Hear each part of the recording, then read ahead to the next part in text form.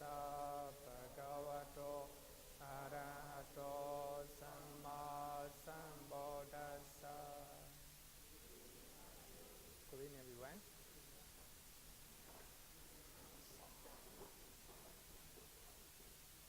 Hello? Hello? Hello? Hello?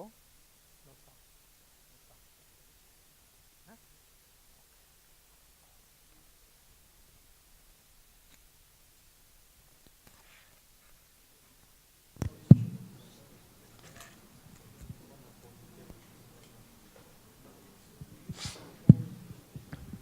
Okay, good evening, everyone. Sorry for late. Actually, I was adding a further information about today's lessons. Therefore, became late. Very important information, right? Then we are learning about different type of Sīla, right? Actually, Sīla physically, Sīla means trying to control your bodily and verbal actions, not to do any evil and to do good deed, right? Trying to control your bodily and verbal actions, not to do any evil, and trying to use your body and speeches to do good things, right? So that is Sīla, a very simple term, right?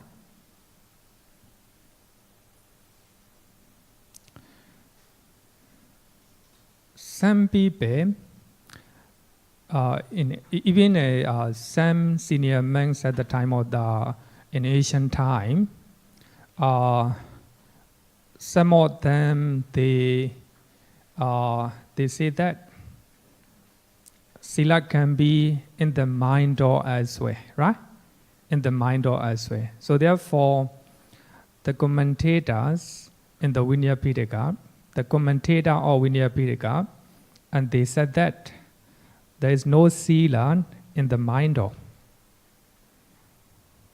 There is no offense, apathy, in the mind of.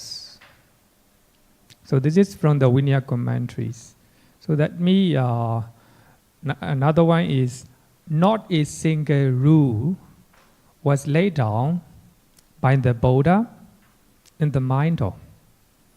So if we look at these references, it is clear that there is no Sīla in the mind of, right? So Sīla is only body door and what was it? Bhave door, right? Bhave door. So there is no Sīla in the mind of, right? For that reason, the Buddha, according to commentators or the Vinaya Pitaka, the commentator, right? Not the Buddha, right? Actually, in the Vinaya Pitaka also, the Buddha very often said that there is no offense as far as Vinaya Pitaka is concerned, as far as rules and regulations is concerned, right? So there is no offense. They are not guilty if they are doing unwholesome thought or unwholesome thinking in their mind. Only they break the rules with their body, with their speeches, right? So for that reason, it's quite clear that no Sīla. It doesn't mean that if we have a bad thought in our mind, it doesn't mean it is good. But according to, as far as rules and regulations concerned, right? I think it's quite clear that even as a citizen or a Singapore, if you kill one person in your mind, you're not breaking the rules and regulations of this country, right? It's quite clear. But as you have a negative mental state, a way to kill other people, actually it is you are accumulating unwholesome action, right? Just like that. So according to Vinaya Pitaka, there is no offense in the mind doors. So as you all know that Vinaya Pitaka is regarded as a Sīla, right? Vinaya Pitaka is regarded as a Sīla. For that reason, when we talk about Buddhism, Dhamma, Vinaya, right? Dhamma is all the teachings of the Buddha. The Vinaya is Sīla, right? Vinaya is Sīla. Okay? But there are some commentators who put forward three types of Sīla. Bodily Sīla, verbal Sīla, and mental Sīla, right? The commentator of Jataka, right? The Jataka commentary and third volume. So we have a 6-volume Jataka commentary, very big. So for that reason, we have a 550 Jataka stories, right? So you can read all the Jataka story from Jataka commentaries. So here, according to Jataka commentary, so we have a 3 types of Sīla. This is only one exception, right? But as I said, that Sīla is very simple. So if you control your body and speech, not to do any evil. If you use your body and speech to do good deed, that's Sīla, very simple, right? And also if we look at all the discourses from Sutta Pitaka, it's quite clear, right? But the commentator mentioned, I think this is also bodily morality, verbal morality, and mental morality, right? So according to these commentaries, Sīla can be in the mind or elsewhere, right? In the mind or elsewhere. So actually that is just a name, right? It doesn't matter whether you take it 3 types of Sīla or 2 types of Sīla, it doesn't matter. But most importantly, thing that happens in the mind or is called meditation, right? It will be under meditation. For that reason, not to do any evil, to do good deed. So these 2 lines are Sīla, to purify one's mind. That's meditation, right? But commentary is the exception. So Sīla Vansa Jataka. Sorry, Sīla Vimansaka Jataka. So in this Jataka story, so one of the minister of the not minister, maybe one of the advisor of the king called Sīla. And he was favored by the king because he was educated in the Takashila, Pakistan at the time. Pakistan or Afghanistan? So actually Takashila, Pakistan, thank you. So it is a Pakistan, Takashila, right? So I think Takashila is at the time Oxford University, right? Very famous. Many princes and all the royal, they go there and learn, right? So that advisor of the king also went there and educate there. And when he came back, he became advisor of the king. And he was favored by the king, right? So one day, the advisor want to know, he got favor from the king because of his education or because of his morality, moral conduct. For that reason, one day he steal $1 from the rich man. Actually, as he is advisor of the king, so the rich man ignore. And second time, he steal $1. So this time also he ignored. He is the advisor of the king, and just $1, right? And that time, and he steal. But this time, the rich man, a businessman, couldn't bear, right? And he arrested that advisor of the king and sent to the king. And the king asked, why you steal? And he said that, I want to inquire whether you respect and you get favor because of my education level or because of my morality, right? My morality. So actually the moral of this Sīla Vimansaka story is actually the morality is more higher than education, right? Education. Here is not wisdom. In Pali, it is called Sutta, right? Actually, a very beautiful verses in that Jataka. He was the advisor of the king was doubt all the time whether the education is higher than education is higher or the moral conduct or Sila is higher. But later he found out that Sila is higher than education, right? Education. If you can see the Prime Minister of Malaysia, right? He was arrested because of the moral conduct, right? So moral conduct is very important, right? So because of that, he was arrested, even though he was educated in a higher, right? Higher level.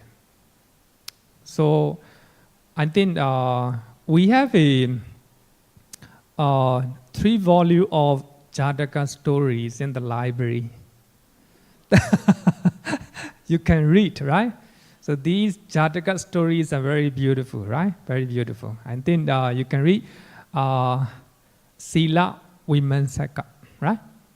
So actually the Jataka commentary or Sila Vimansaka Jataka state that Sila can be in the mind or elsewhere, right? In the mind or elsewhere. There's only one place, right? There's only one place. Okay? Any question?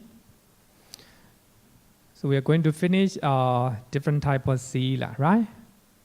Actually, this commentary mention 1 type of Sila, 2 type of Sila, 3 type of Sila, and 4 type of Sila. So regarding with the 1 type of Sila, controlling or restraint is called Sila. So if we summarize, if we give the best definition of Sila, controlling, right? Controlling your body and speeches not to do any evil. Controlling your body and speeches to do good things, right? And when it explains about 2 types of Sila, same thing. Avoidance and practice, right? Things that you need to avoid and things that you need to fulfill, right? And practice. Regarding with the 3 types of Sila, right? Bodily morality, Kayika Sila, Vasasika Sila, and Manasika Sila, right? Okay, so these are different type of Sila. I hope you understand, right? I hope you understand it. Now let's talk about detailed explanation of Sila. Now we are going to clarify, right? Clarify. So what are the components of the Sila, right? Component of the Sila. Before we learn detailed explanation, then I want to begin with the purity and impurities, right? Actually, yesterday I already sent many sodas, I think more than 20 pages. So sorry. I think if you don't want to waste your papers, then you can use your tablet or your telephone to read, right? Then all the things will be mentioned in the projector. You don't need to print out, right?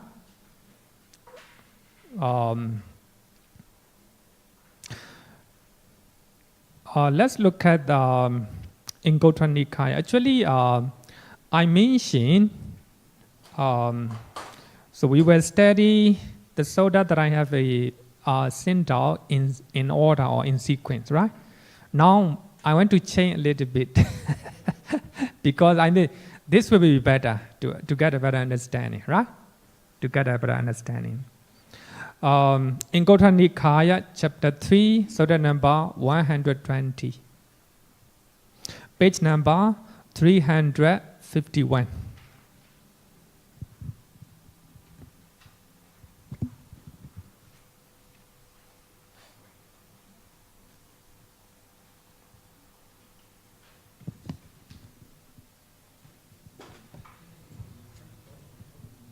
in Gotra Nikaya.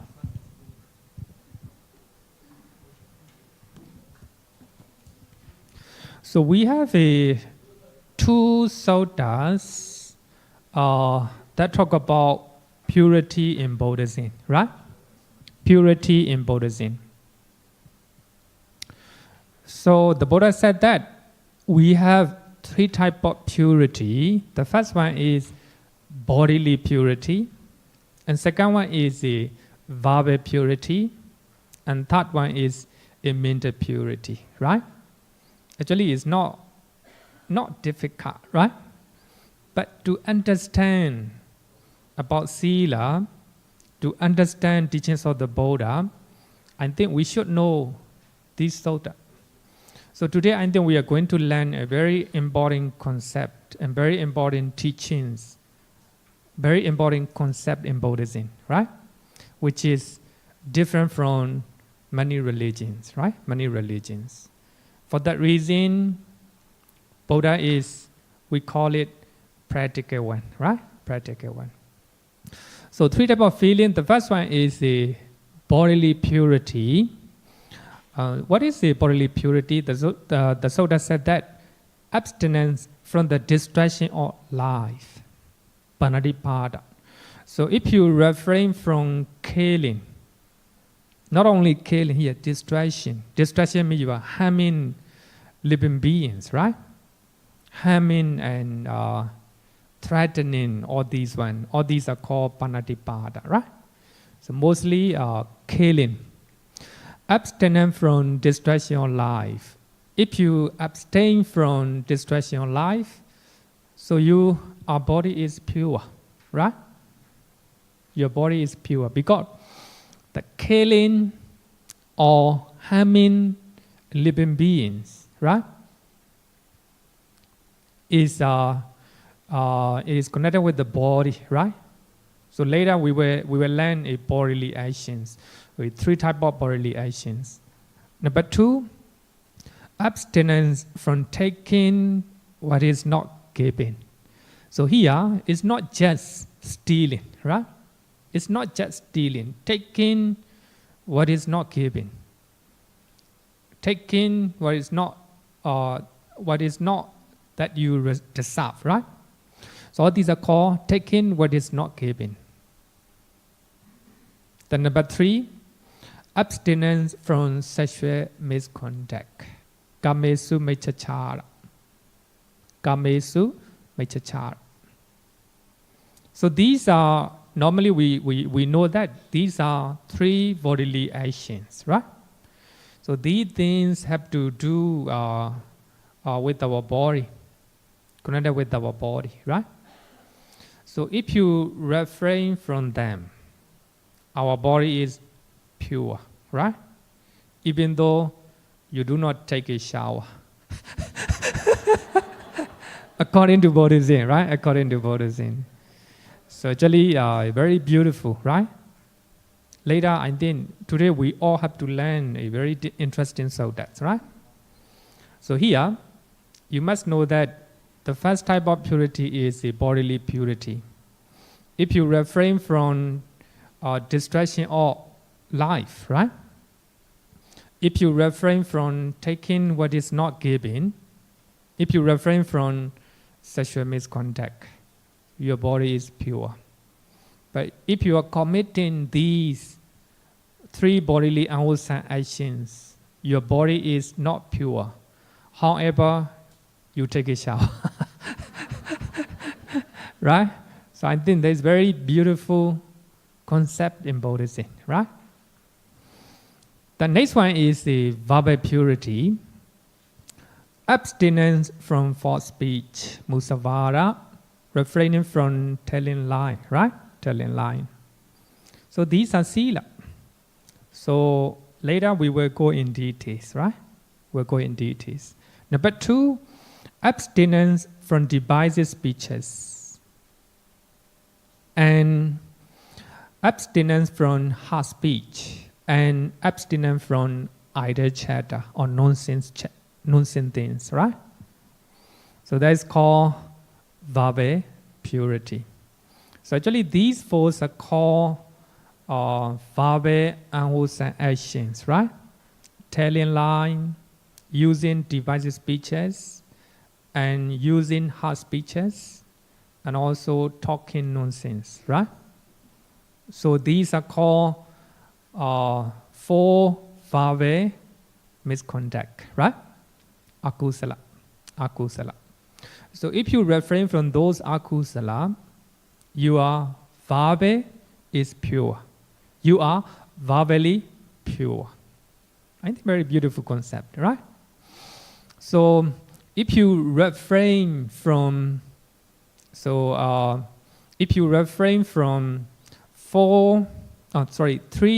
bodily unwholesome actions, if you refrain from 4 verbal unwholesome actions, that's called Sīla, right? That's called Sīla.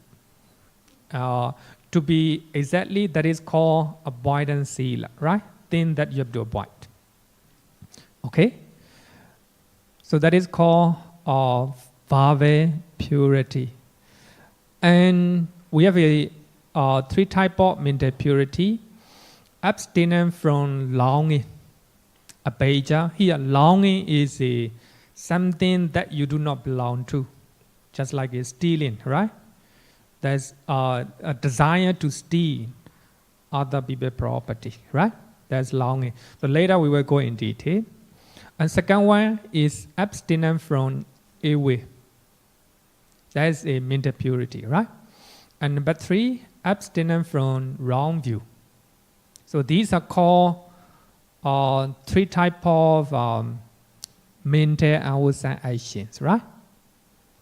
Mental unwholesome deed, longing, ill will, and wrong view.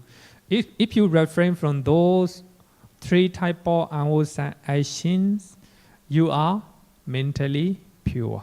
So therefore, these are called, the abstinence from those wrong things are called mental purity, right? Mental purity. Then I think it's very, very clear, right? But before we learn detailed explanation of Sīla, we must understand, right? This concept. So here, by looking at this soda, Patama Sosia soda, or purity, Sosia means purity or purification, it's quite clear that the purity in Buddhism is not to do any evil deed, and to do wholesome deed, and to purify your mind. Right? To purify your mind. So that is the purification or the purity in Buddhism, right?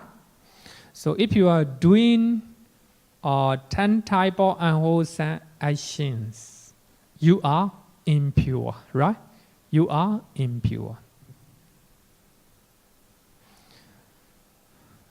Then second sodas on purity in Gota Nikaya, chapter 3, soda number 121. Next one, right? Next soda. This one is for those who are practicing meditation for higher level, to achieve higher level, just like jhanas, and magga and phalaccheda, right? Magga and phalaccheda. This is especially for renunciants or for monks and nuns, right? For monks and nuns. The first one is for lay devotees, right? Second one is for monks and nuns. And also for lay devotees who want to achieve jhana, magga and phala, right? Magga and phala. The reason is, look at this one. Abstinence from sexual misconduct, kamesu mecchachara, is replaced with the abstinence from sexual activities. So that means as the lay devotees, you don't need to refrain from sexual activity, right? You can do so with your partner. But if you become monks and nuns, you have to refrain from, right, any sexual activities. It is called abrahmacharya. Regarding with sexual activity is abrahmacharya.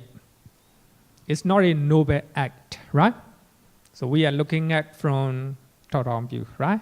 Not for lady body, right? Not for lady body, just for monks, for those who want to attain jhana, magga and phala, right? Magga and phala. So, as you all know that abstinence from sexual misconduct is a bodily purity, right? So instead of that one, so we have to replace with the abstinence from sexual activity, brahmacharya, right? Is for the higher one, right? The next one, mental activity is mentioned as a contemplation of the 5 hindrances. 5 hindrances. Actually, look at page number 352. 352. Second soda. The 5 hindrances are sensual desire, airway, drowsiness, darkness and drowsiness, and remorse, restlessness and remorse, and doubt, right? So these are hindrances that will block you to attain jhana as well as magga and phala. As long as you have all these hindrances, you cannot attain jhana and you cannot attain magga and phala. When you want to become sotapanna, you have to remove all these 5, right? All these 5. If you want to attain jhana, you have to remove all these 1. If some of them are in your mind, you cannot achieve jhana, magga and phala. So therefore they are hindrances. They will hinder you to achieve higher spiritual attainment, right? Spiritual attainment. So actually, in the second soda on purity, regarding with the mental purity, not only removing airway, not only removing longing, not only removing wrong view, so you have to remove, right? Actually, it's not a removing, but here, according to this soda, contemplation of 5 hindrances. But here, I mentioned that the moment one is contemplating on 5 hindrances, why they exist, and how they arise in your mind, how they are abandoned in your mind. If you're aware of it, at that moment your mind is pure. Even though you may have 5 hindrances in your mind, but you know if sensual desire is in your mind, you know that there is a sensual desire. If there is no sensual desire in your mind, you know that there is no sensual desire in your mind. If there is ill will in your mind, you know that there is ill will in your mind. It's very important that for that reason, Ajahn Sumedho always point out there is, right? There is. A very important thought, there is. So if we have a negative mental state in our mind, just like a airway, drowsiness, and doubt, we must know, right? We must know. If you know it, that is wisdom, right? If you know it, that is wisdom. If you are angry, if you know that you are angry, that is wisdom, right? In other words, it is called awaja, non-delusion, right? Non-delusion. So here, if you look at the soda, you will know that it is as stated in Mahasatipatthana Soda, contemplation on the 5 hindrances. If there is 5 hindrances in your mind, you just know it. If these 5 hindrances, one or 5 hindrances are abandoned, you just know that they are abandoned, right? So that talk about staying in the present moment, knowing what is happening in the present moment. So that means you are meditating. The moment you are meditating, your mind is pure, right? So we have a one sutta in Majjhima Nikaya, sutta number 131. In Pali, Bhattika Rata Sutta. So when we translate that one excellent day or one excellent night, right? So if you want to have an auspicious day, an excellent day, you have to stay in the present moment. Don't think about the past. The past is already past. And don't think about the future. And stay in the present moment. That is meditating, right? Actually, don't misinterpret that. You don't have to think about the past. You don't have to think about the future. Don't interpret. But the moment you are meditating, you don't have to think about the past. And also you don't have to think about the future. Stay in the present moment. If there is ill in your mind, if there is doubt in your mind, you just know that there is ill and doubt in your mind. If they do not have, you just know that they don't have in your mind. If they are abundant, just know that they are abundant, right? Stay in the present moment.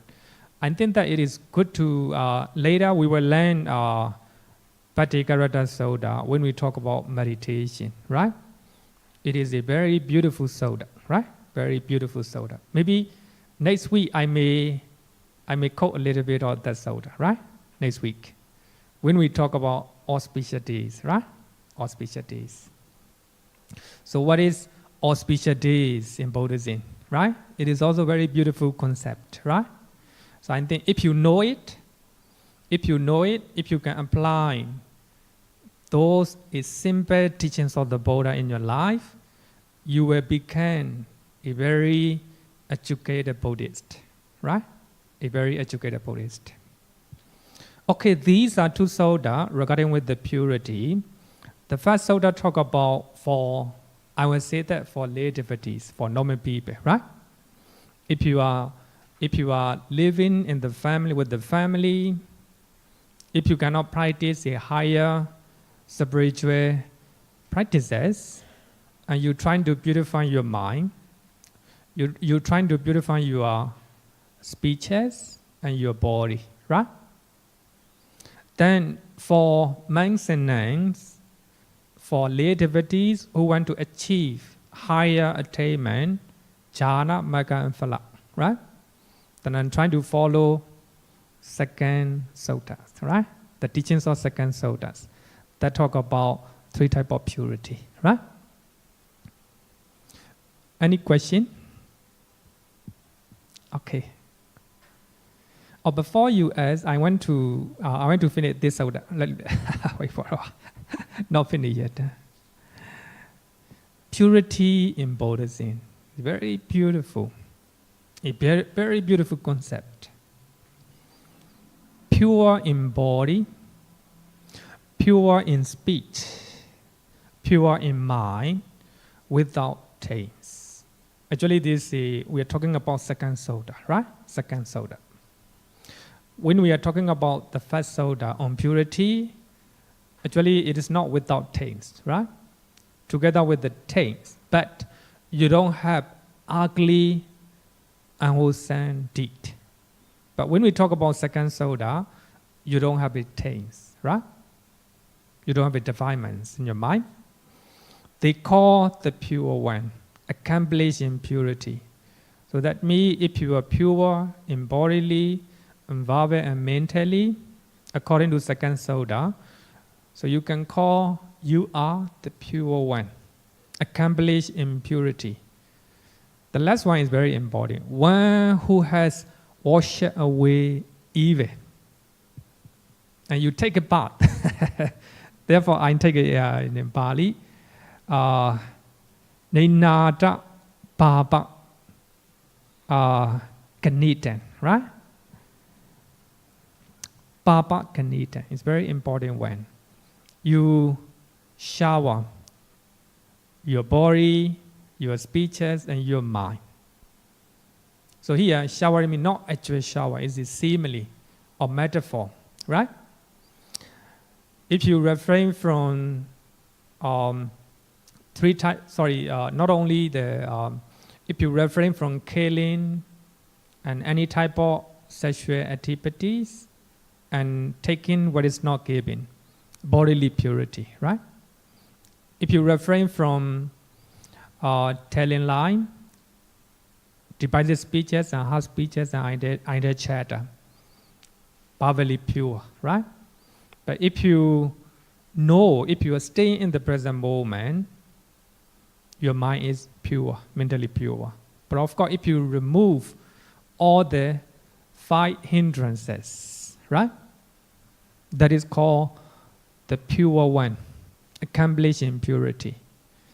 And one who has washed away evil, right? That is the concept of purity in Buddhism. Okay? Any question?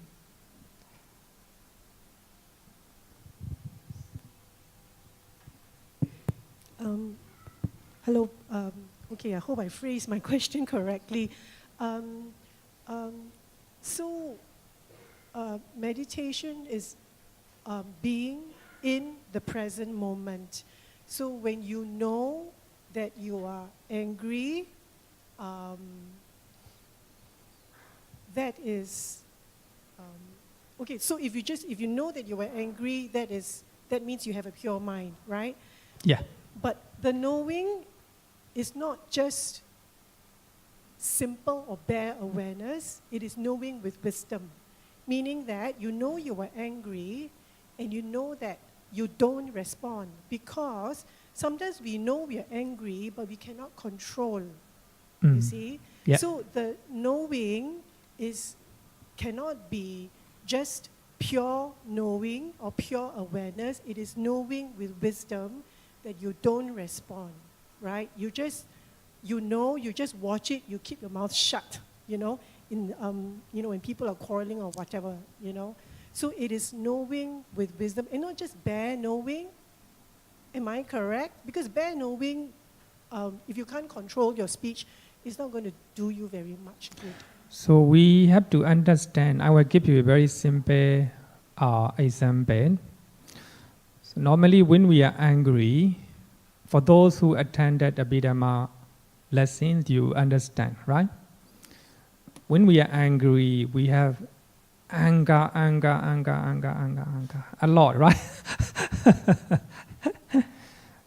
But if you have all the anger, that means you don't know with the delusion, right? With your ignorance. But if you know that you are angry, that is mindfulness, as you said, that together with understanding, right? Is it panya? Together with understanding. Then in your mind, anger, a lot of anger, right? But the moment you know one mind moment, anger, mindfulness, anger, right? Then if you know it again, mindfulness. So if you are mindful all the time, then you can replace anger with the mindfulness. Mindfulness, anger. Mindfulness. Like this, right?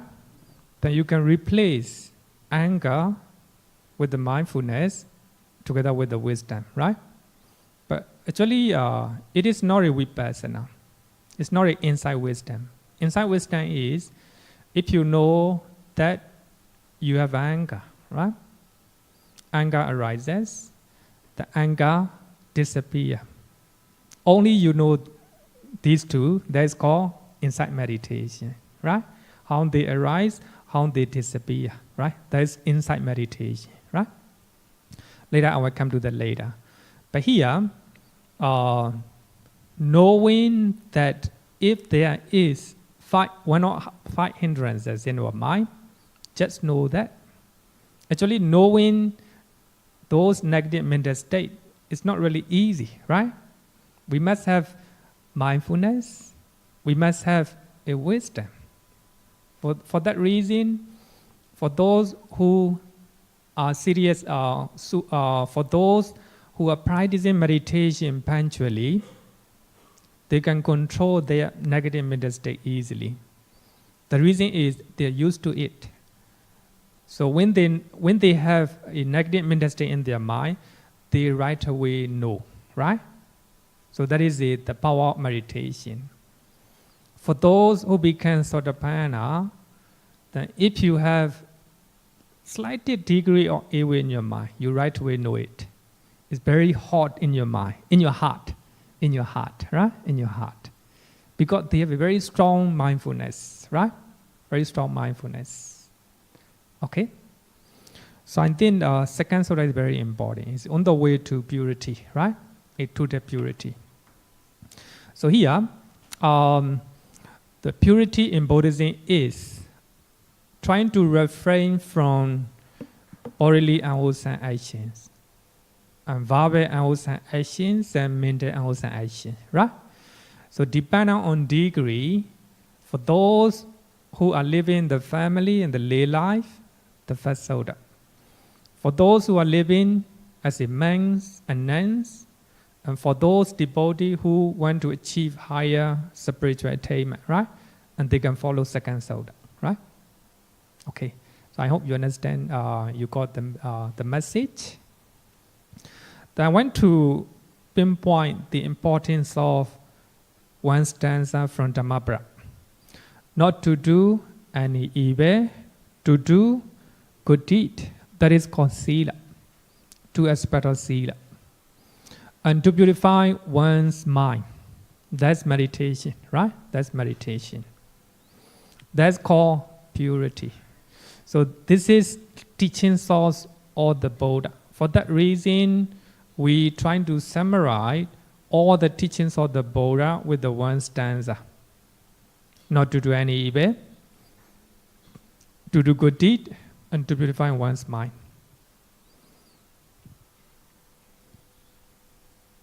Okay. And also, I want to go to a very beautiful sutta when we talk about purity in Buddhism, Singarawa Sutta. This time, Sutta Nikaya, page number 278.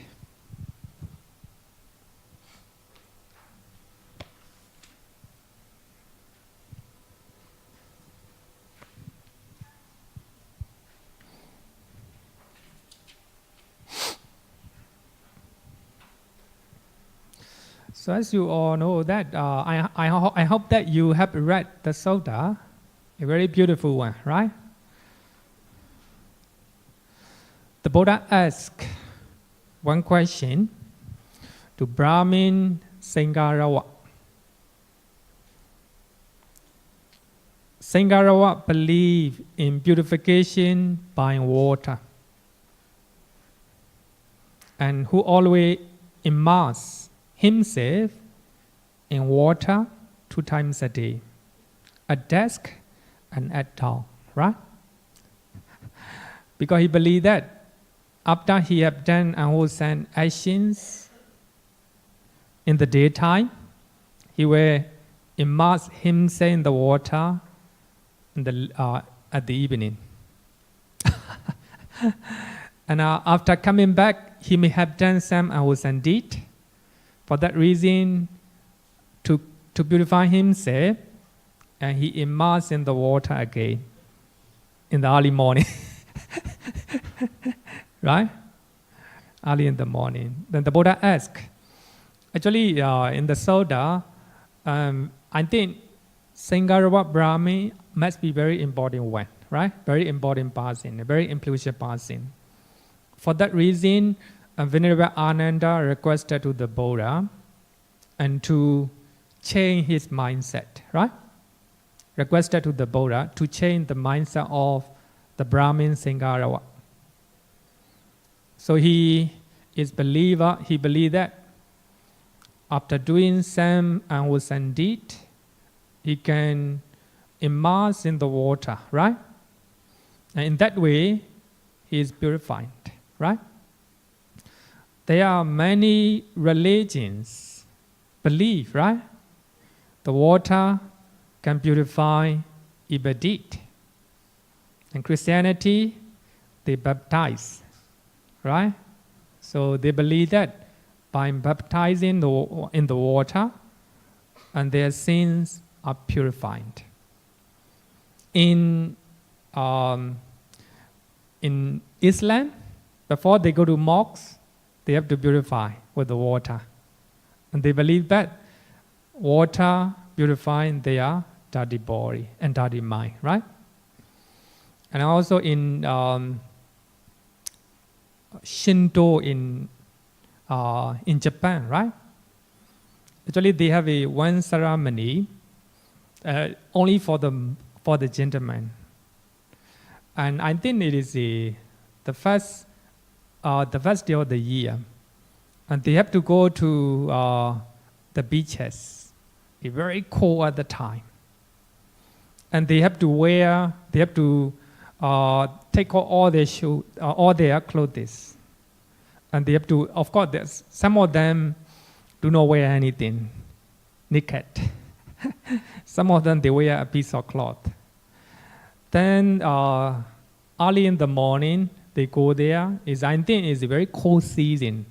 Then I just see, actually I no time to show those in the video, and very interesting. For those who want to know, you can read 80 Days Around the World. So one of the Christian high priests, and he go around the world, and he observed a different practice of rites and rituals in many religions, right? Many religions. And most interestingly, and almost all the religions, they believe water purifies their sins, their evil actions.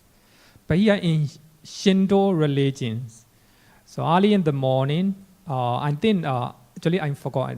Long time I see that video. So early in the morning, I think the first day of the year, they go to the beaches and they immerse themselves in the water. So in that way, they believe that they became a pure man. But in the interview, one of the old men, maybe about 60, maybe around 70, and he answered the interview. He became just like a baby after immersing the water, right? I think he believed that he cleaned all his evil deed, right? Accumulated the whole year, right? Then you may know that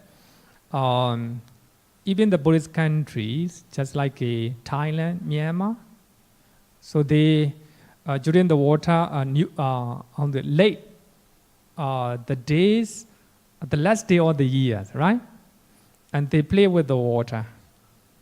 They splash with the water, and they believe that actually most of actually educated Buddhists, they do not believe, but some believe that by they purify their evil deed accumulated throughout the year by splashing water, right? Splashing water. But of course, I say devout Buddhists, they do not believe so. So they just play for fun, right? Not for the spiritual reason. So they just play for fun, just like drinking and playing with the music, right? I think that is the nature of religion, right? The nature of religion. So those traditions, rites and rituals, come from India. And when we look at the West, so there are many Christians in the Russia. So in the very cold season, in the winter, they dive into the water, almost ice, icy water. They dive into the water. They believe that by diving into the water, their body, their evil deed, their sins were purified. right? I think if you look at 80 days around the world, just type into the, just Google, right? Just Google. It's very interesting. So I think you will learn different type of practices, right? Which we consider rites and rituals. The same thing, yeah, the same thing. So Ganges River is regarded as the sacred river. Many people believe that if they immerse in the water of Ganges River, so their evil deed, action will be purified, right? Purified. So any type of doing that, we Buddhists in our temple also, the same thing. Later I will talk about it. Right? Don't look at outside, look at inside.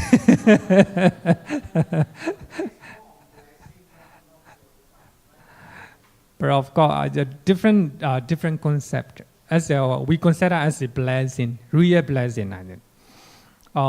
We don't believe that water will purify our evil actions. We think that, I always explain that this is a combination of the compassion and loving kindness of the monks and devotion, a strong belief from the devotee, right? So in this way, combination of loving kindness and devotion, right? So it will generate a very, very power, great power, right? Great power. But actually, if outsiders look at what we are doing, they will also do the same thing, right? They will do rites and rituals, right? But remember that when you become Sotapanna, those rites and rituals are not important. You don't believe, you still understand, right? You still understand the rites and rituals, but you will not follow it, right? You will not follow it. But actually, the concept of the blessing in Buddhism and concept of the blessing in other religions totally different, right? So as for us, we believe the chanting, and we believe compassion, loving kindness, and also devotion, right? It's also considered as the rites and rituals, right? I will say that. But when you become Sotapanna, so you already eradicated, right? The believing rites and ritual as a means for purification, right? You don't believe all the evil deeds were purified, but you believe the blessing will bring a power, right? A power for protection. Okay? Question? Okay. And the Buddha asked the Brahmin Sangarawa, he believed that all the evil deeds will be purified by immersing himself in the water twice a day, right? Early in the morning and late evening, right? Late evening. For that reason, the Buddha asked, considering what benefit do you do this, Brahmin? Why do you do that, right? The Buddha asked. And this is what Brahmin answered. Here, Master Gautama, whatever evil deed I have done during the day, I wash away by bathing at dusk. Wherever evil deed I have done at night, I wash away by bathing at dawn. Very easy, right? Very easy. So I think that if you look at surface level, it seems to be very easy, but not really easy. You have to get it early in the morning. You have to go twice a day, right? It's not really easy. It needs a lot of faith and devotion, right? A strong belief. Otherwise, you cannot do that, right? You cannot do that. So I think that is a common practice in all the religions. Even we can say that including Buddhism, right? Including Buddhism. But of course, Buddhist blessing with the water is different from different concept, right? Different concept. We don't believe that the water will purify our evil deed, but we just believe that it carry the power with this, right? So then after hearing what the Brahmin said, the Buddha explained this verse, a very, very important one. This is also a very beautiful concept in Buddhism. And the Buddha said, the Dhamma Brahmin is a lake with the fort of virtue. But here, the Dhamma, actually the commentary mentioned that the Dhamma means the Noble Eightfold Path. So if we summarize the Noble Eightfold Path, Sila, Samadhi, Panya. Among them, Sila is the lowest, right?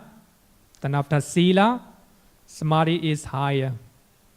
But Panya, or wisdom, is higher, the highest, right? The highest. For that reason, the Buddha said, with the fort of virtue. The virtue is just like the beach, right? Where the water is very shallow.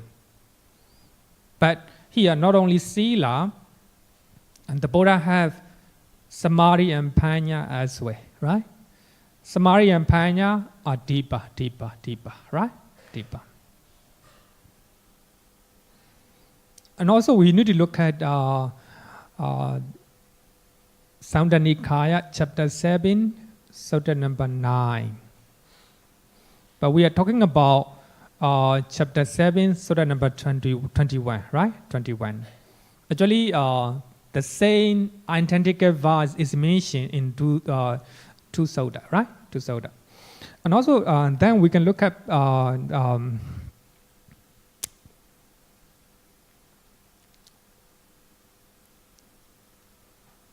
sutta number 9. Sutta number 9. Page number 262. Page number 262. So in this sutta, Brahmin Saundarika, he was tending a fire to worship to their god, right? To their god. So as you all know that fire, what they call it, fire puja or fire ceremony. But in the eyes of Buddhist, we think that it is a rites and rituals. But for them, it is a very, very important practice in Hinduism. Even right now, they are still following, right? If you Google fire ceremony, right? Then you will see that the Brahmin priests are performing fire ceremony for important celebrations. Earlier, at the time of the Buddha and before the appearance of the Buddha, they sacrifice animals, even sacrifice human beings to please the god. They believe that fire go upward. So if they put something or some beings in the fire, and the fire will bring the message to the god. So in this way, they worship to the divines. The fire is a medium, right? Fire is a medium. They cannot send the message directly to the god. Using the fire as a medium, suppose they use rice, ghee, and some vegetables nowadays. But nowadays, as you all know, that most of the Hindus are Hindus, so they are non-violent. They firmly believe in non-violence, right? Which is the influence of Buddhism. The earlier, they do not eat vegetable food. But later, they learned that non-violence from Buddhists. They are very wise. Now they overtake Buddhists. So they strictly follow, right? Non-violence. Even they do not take meat, right? So I think when we talk about killing, I will also touch on vegetarianism, right? So what is the teachings about vegetarianism, right? According to Theravada, no? Not according to Mahayana. So I will talk about things that the Buddha talk about vegetarianism, right? So here, the Brahmin Saundarika is tending the fire. Then after that, he got, how to say it here,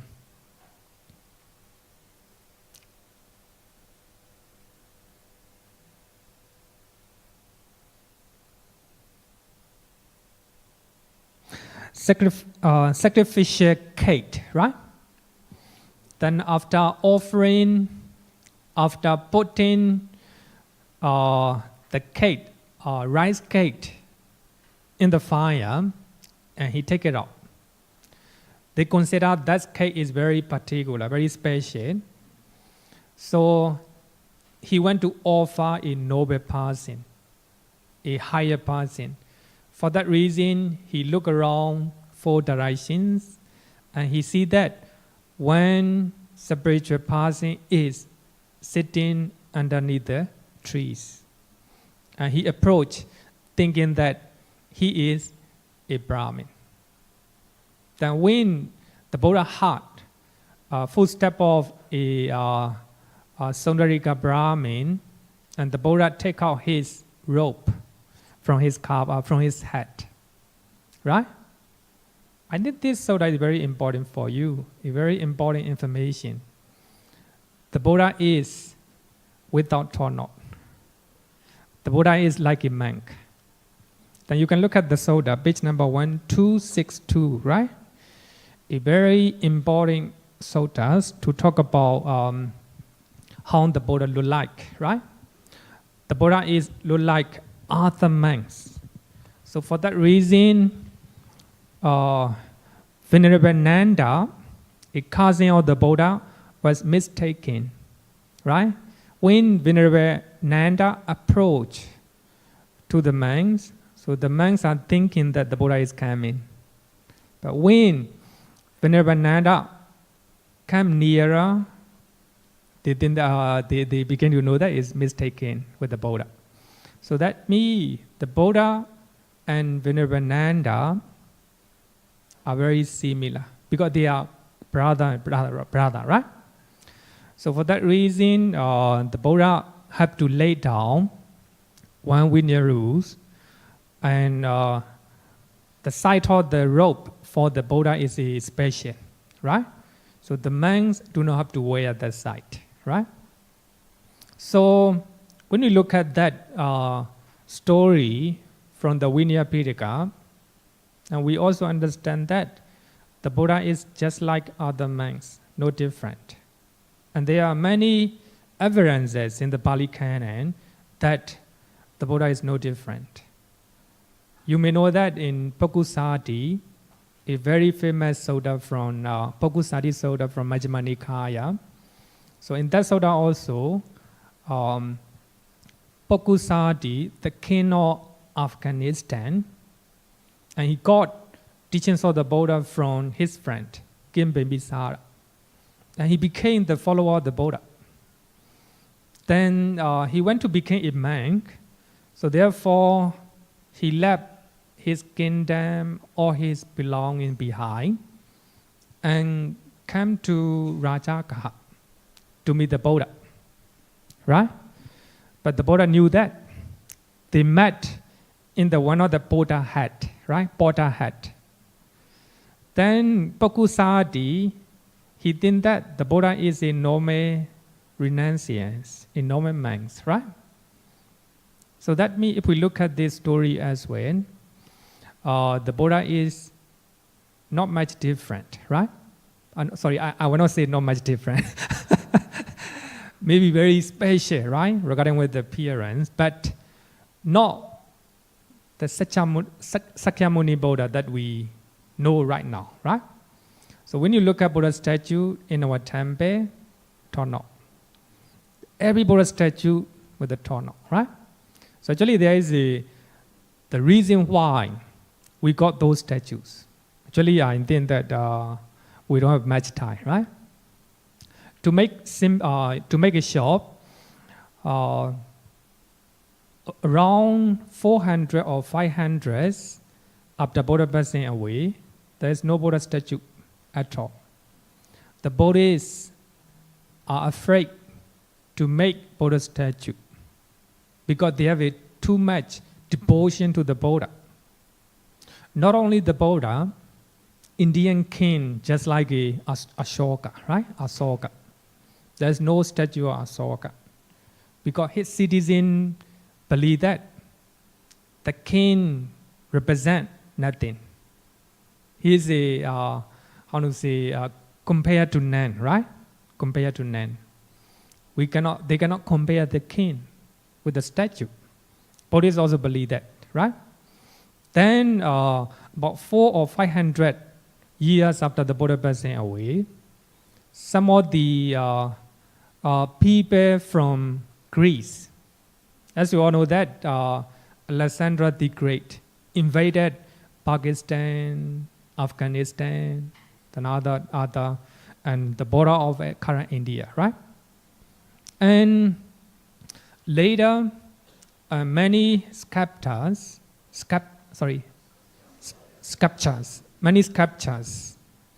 and as you all know that in Greece, when Sampari is very famous, especially the kings, right?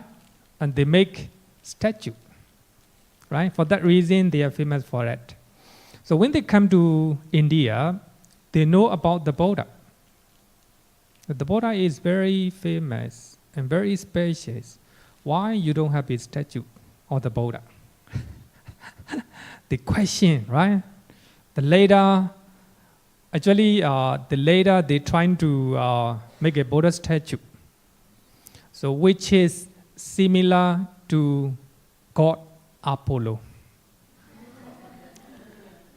You know, God Apollo is regarded as a very important god in the Western, especially in the Greece, right? So God Apollo, he has a torno. So taken, actually in their mind, the Buddha may be just like an Apollo god. For that reason, they make it with the torno, right? So actually, the reason why, so almost all the Buddha statues with the torno.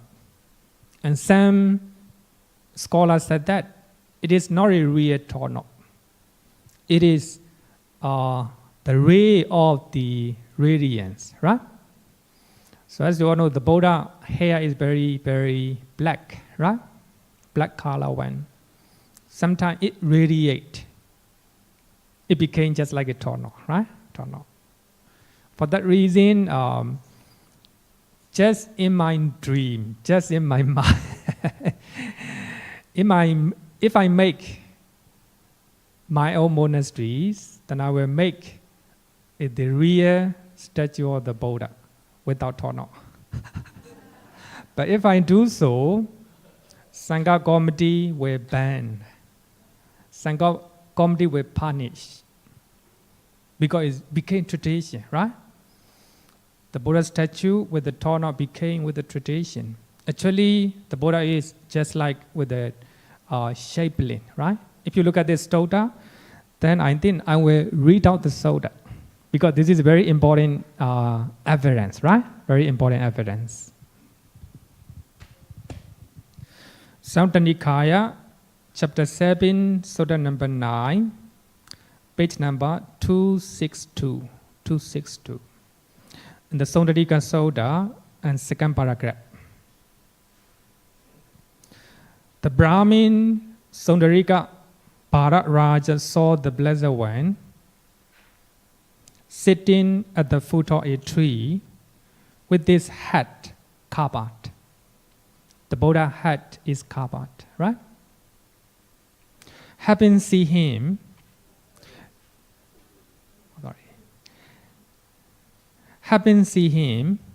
he took the sacrificial cake in his left hand and the water pot in his right hand, approached the Blessed One.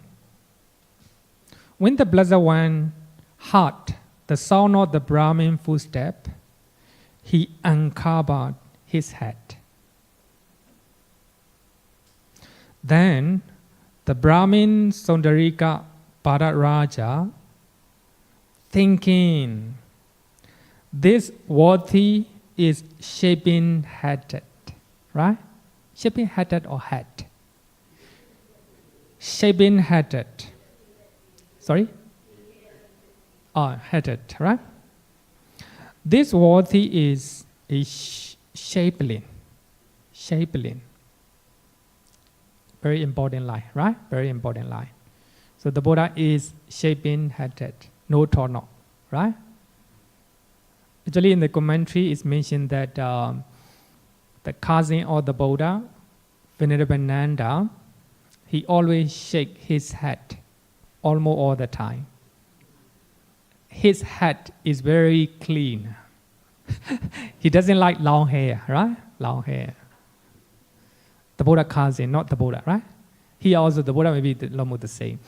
But according to Vinaya Pitaka, we are entitled to keep our hair 2 inches. 2 inches. Or 2 months. If we keep our hair 2 months, it will be very long, right? Normally, we are not keeping that much. About 1 month, 1 week or 2 weeks, right? At most 2 weeks. But here, the Buddha is shaping head, right? This worthy is a shapeling. But here, shapeling is very important. Am I correct pronunciation? Shapeling, right? In Pali, it is called Samana Mondika. Samana Mondika, the one who shake his hair.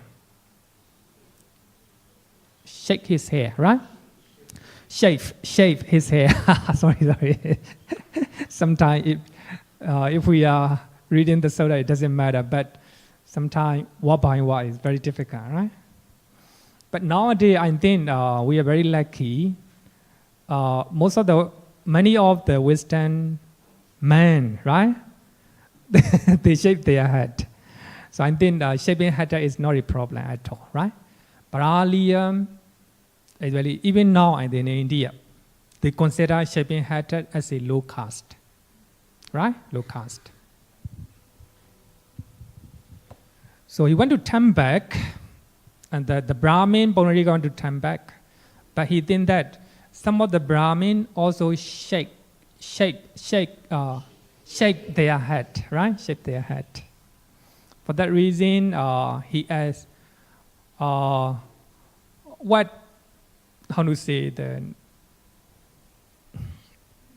Then the Brahmin Sundarika Bhattaraja approached the Blessed One and said to him, what is the worthy one's birth, right? Jati. Where you come from? Where you come from? Which family you are from, right?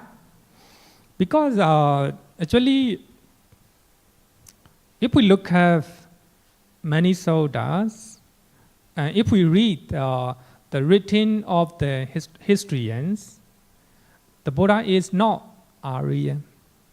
The Buddha is a Tibeto-Burman. Actually, he is supposed to be a Nepali, right? Nepali.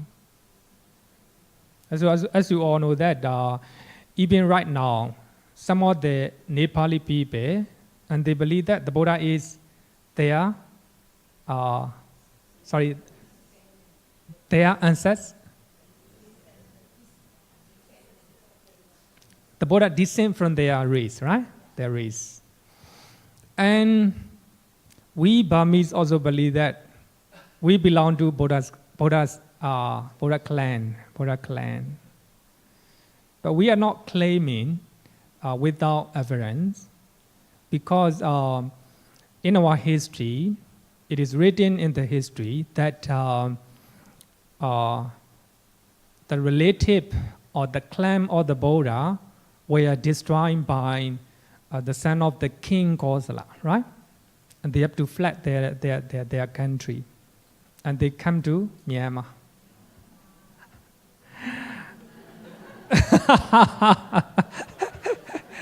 It's not a joke. It's not a joke. We are descending from the Buddha. But even some of the Sri Lankan also, they believe the same thing. At least the princess is a descendant of the Sakya, right? Sakya.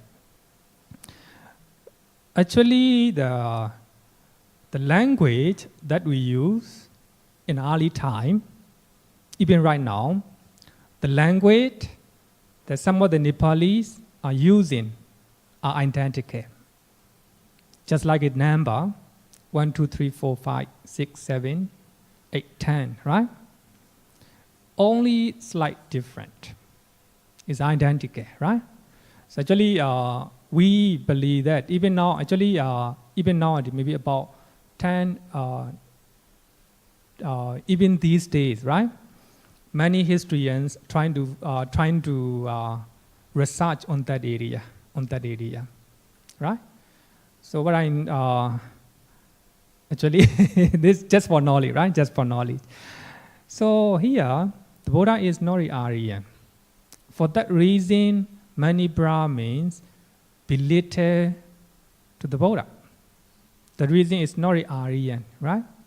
So when we look at the Third Sutta and Digha Nikaya, Ambata Sutta, so the young Brahmin, Ambata and the Buddha debate, right? Who is higher? Whether the Brahmin or the king, right? The ruling people. Who is higher, right? So when you look at that Sutta, Digha Nikaya, Sutta number 3, and you will understand, right? All the argument and debate between the Brahmin and the king, right? The Khattiya. But here, the Buddha said that so the Brahmin asked, what is the worthy one's path, right? Path. And the Buddha said, as not of path, but as of contact. Do not ask where I come from, just as what I do, right? Just as what I do. Fire is indeed produced from any wood. A resolute sage, through from low family, is a terrified refrain by a sense of shame, right? Hiri-ottappa, right? Hiri-ottappa. So just like that, actually, you can read the Sutta yourself, right? Then after that, the Brahmins Sonadika began to believe that the Buddha is higher, right? He is worthy of receiving his cake. Then he offered the cake to the Buddha. The Buddha said that you shouldn't offer that cake. It's very dangerous. And throw it away, right? Then he threw away that cake because, it's very, very dangerous. Because it's a, put it in the fire, right? The fire. Then after that, the Buddha talked about some of the teachings, his concept regarding with the purity, right? So this verse is one of them. The Dhamma Brahmin is a lake with the four virtue. As you all know that, the Dhamma here is the Noble Eightfold Path. The lowest level of Noble Eightfold Path is Sila, right? Sila is just like the four a lake. A limpid lake, the good prays to the good. A very clear lake, right? Very clear lake. And then just look at page number 448.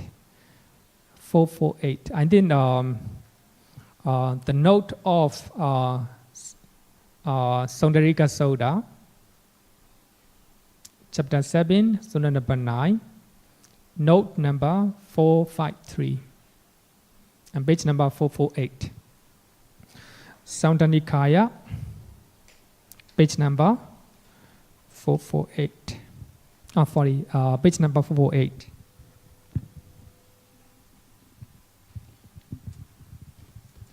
I think it's a very beautiful explanation. The commentary made a very beautiful explanation.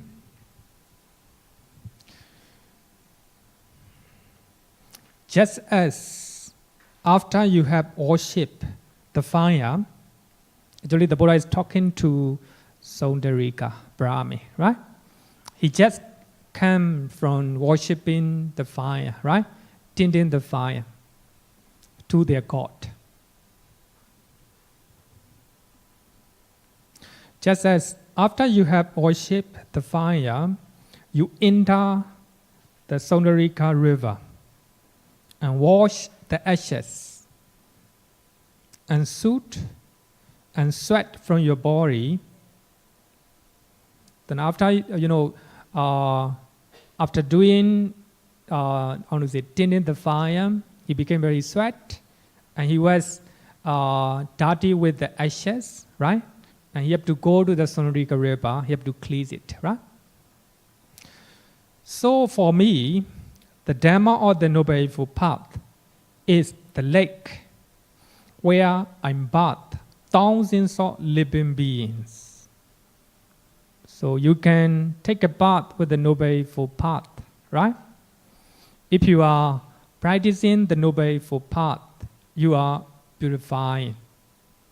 Actually here, we got another concept. The Noble Eightfold Path is the Noble Eightfold Path purifying, right? Purifying. For that reason, the Noble Eightfold Path is the path to purity, the path to Nibbana. For that reason, Visuddhimagga give the name of the book as a Visuddhimagga. Visuddhi means purity. Here, purity means Nibbana. Magga means the path to purity. Actually, we have learned two suttas on purity. The first sutta for normal people, right? And second one for higher level. So actually, we can equate with these sutta with the Noble Eightfold Path, right? With the Noble Eightfold Path. So for that reason, so one of the suttas are linking each other, right? I think after learning for some time, that you will understand connection, right? Connections. So if you understand connection, this sutta, I think you will have enlightenment. Enlightenment means not real enlightenment. I mean understanding, right? Understanding, real understanding, awakening, right? Enlightening. So here, the Dhamma is the Noble Eightfold Path, right? Is the lake where I bathe thousands of beings. The lake is limpid. There is no dirty, right? A very clear water. Because unlike your river, which became muddy, when 4 or 5 people bathe in it at the same time, right? It's very beautiful, beautiful explanation, done by commentators.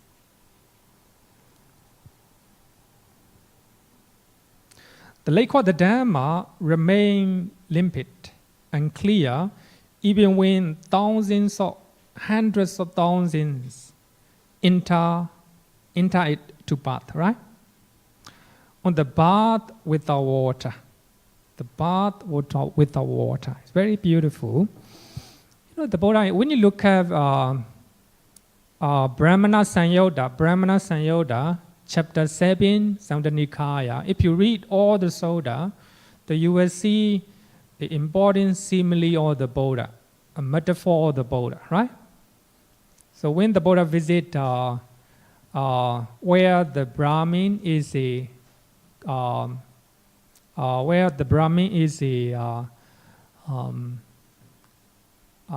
ploughing, right? Ploughing, making his fan, and he approached there, and he trying to receive the food, right? The Brahmin said that you are not supposed to get the food because you are not walking, right? You are not walking, just backing. And the Buddha gave the simile of ploughing, right? And also planting the, I think it's very beautiful. And you can read that sutta. Kasi Para Raja Sutta. It is included in the chanting books, in our chanting books, right? So actually teaching is very important that it's included as a chanting books, right? A big sutta, one of the big sutta. Then, so here, a limpid lake, the good prays to the good. And where the knowledge masters, here is a Buddha use the word Vedaku, no? Vedaku. Veda is, how to say, the religious text in ancient India, right? Ancient Hinduism. So here, the one who know the Veda, actually the Buddha just give this, here also simile, just knowledge, right? The Buddha refer to the knowledge.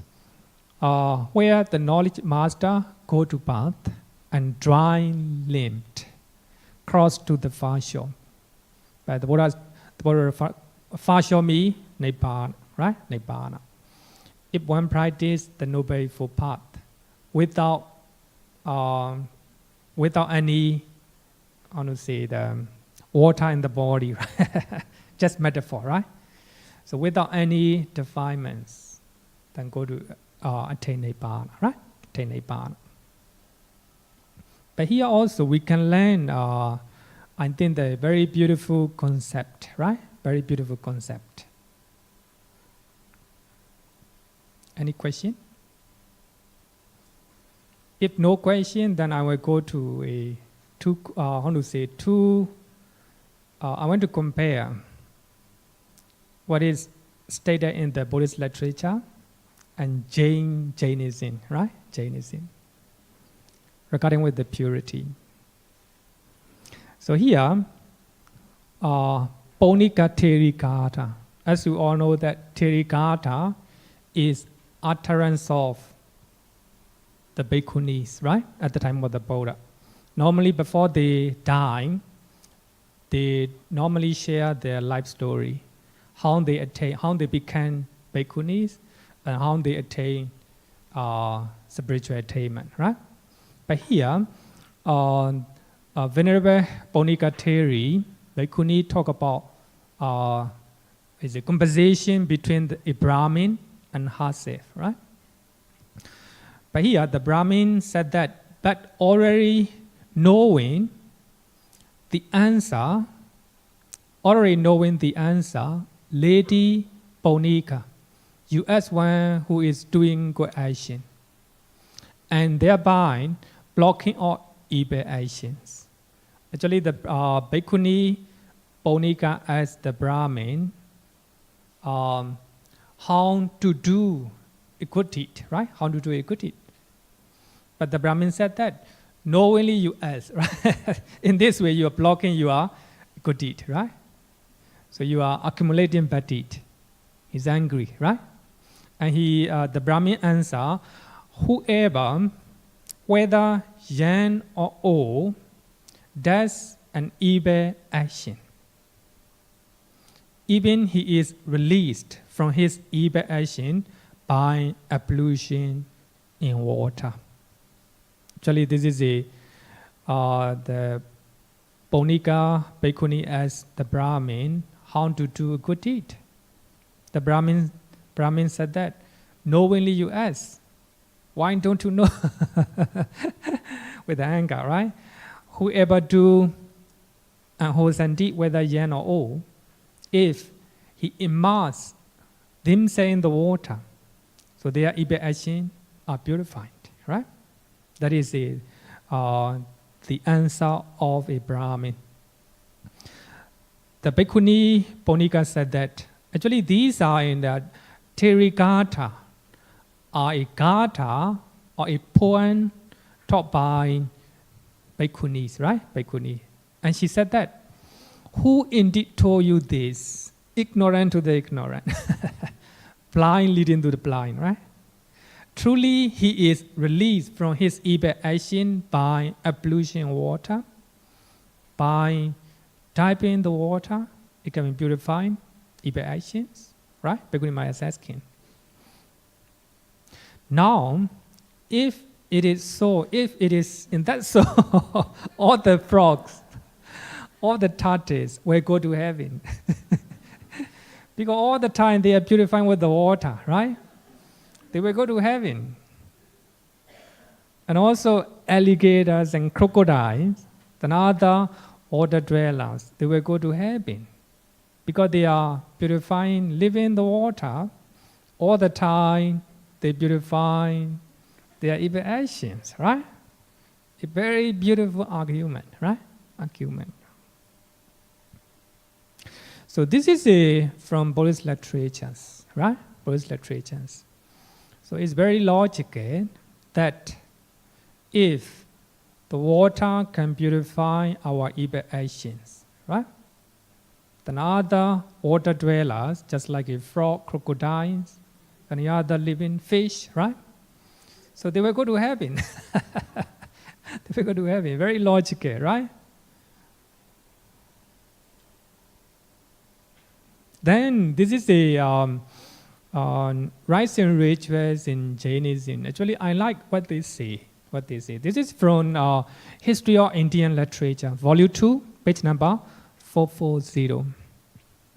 I think History of Indian Literature, you can read in the library. Actually, I'm giving reference in the library. I don't know, it's up to you, right? You can go and read. I think you can study about Jainism, right? When I talk about Jainism, then I take it from this book. This is a very reliable book, written by a famous scholar. I forgot his name, famous scholar. So I take it from that book. Actually, according to the author of this book, Jain literatures are right down in later period, a very late. And actually, I read it 4 years ago, if I forgot it. Maybe about 9th century something, right? 9th century or 10th century. So they are written down in later period. But when you look at this one, you can compare to, right? Jain texts, Suyaka Tanga, say some of the Brahmanic rituals. So as you all know that Brahmin, they believe tending on the fire, right? And diving in the water, immersing themselves in the water. They believe that it can purify their evil actions, right? And some of the Brahmanic rituals, if it were true that perfection can be attained by ablutions with the cold water, if it is correct, then fishes, tortoises, and snakes will attain the higher perfection. Right? It's very logical. Same thing, right? Same thing. If water really washes away the evil deed, it must wash away the good deed as well, right? If the water washes away the evil deed, wherever good deed you do, also will wash away. Right? Very logical, very beautiful, right? Very beautiful.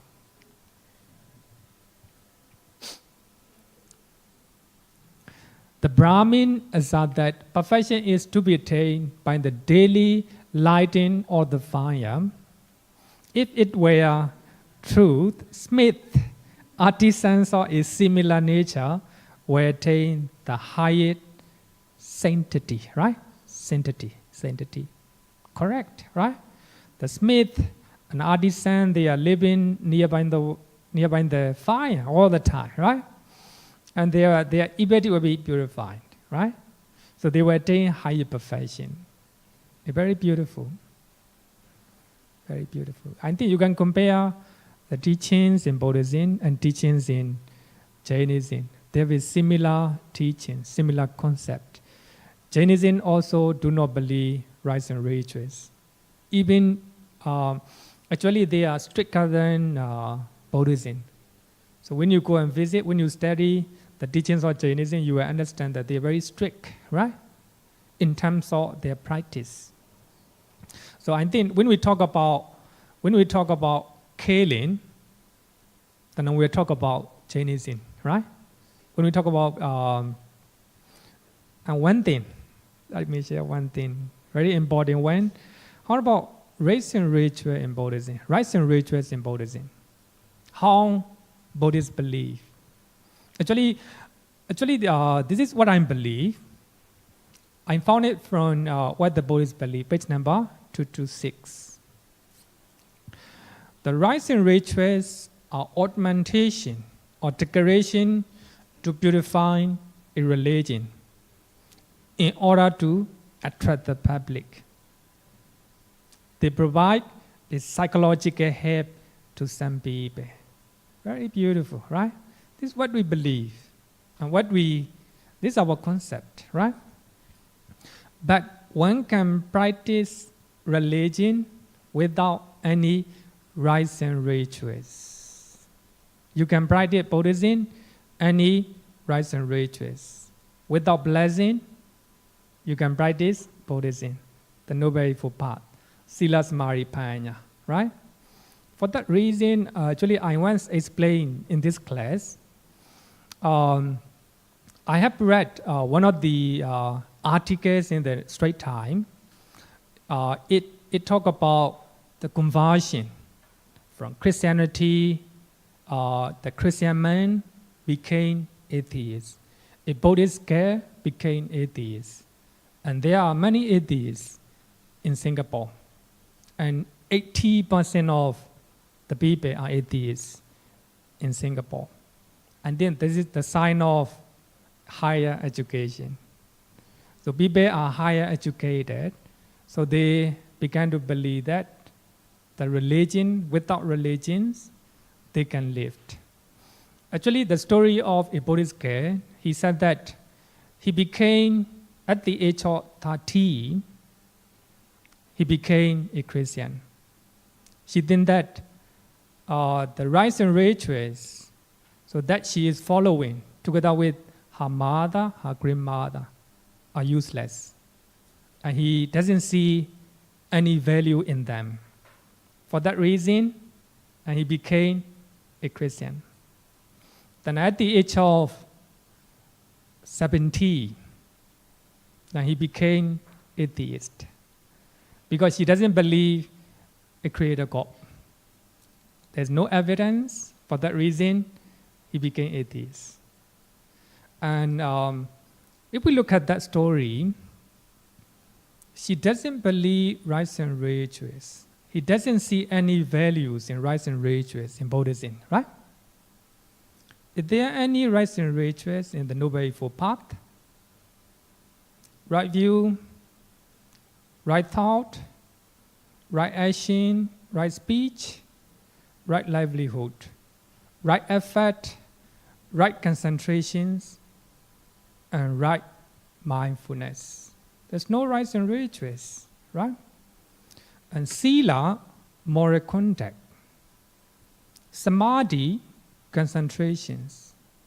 Panya, wisdom. There's no rites and rituals. So as Bhante Dhammananda said that, in the what Buddhists believe, we can practice Buddhism without rites and rituals.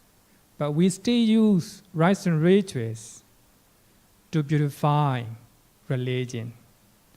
The reason is to attract the public, right? They will be attracted with the rites and rituals. Later, they will come and learn the teachings of the Buddha in the classes. So later they will understand, right? They will understand. Then I hope that today you will learn a very important concept in Buddhism. Purity and impurity, right? Okay, thank you so much. So let's call it a day.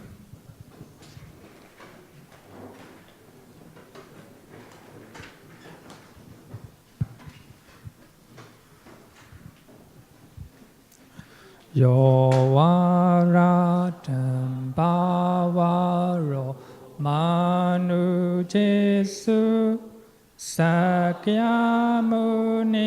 bhagava gata kecho paragato bala viriya samangi Dan sukatan saranatamu pemi Ragavi ragama ninjama sokam Dhammama sangata mapatikulam Marurami mambakunan suvipatat Dhammami mansaranatamu pemi Yata chade nama hapalamahu Chatusu sisu purisayogesu Atacha bogalam Dasate Sangami mansaranatamu pemi Sadhu, sadhu, sadhu. I want to encourage to see 80 days around the world. Right? Google Internet. Thank you. Good night, everyone.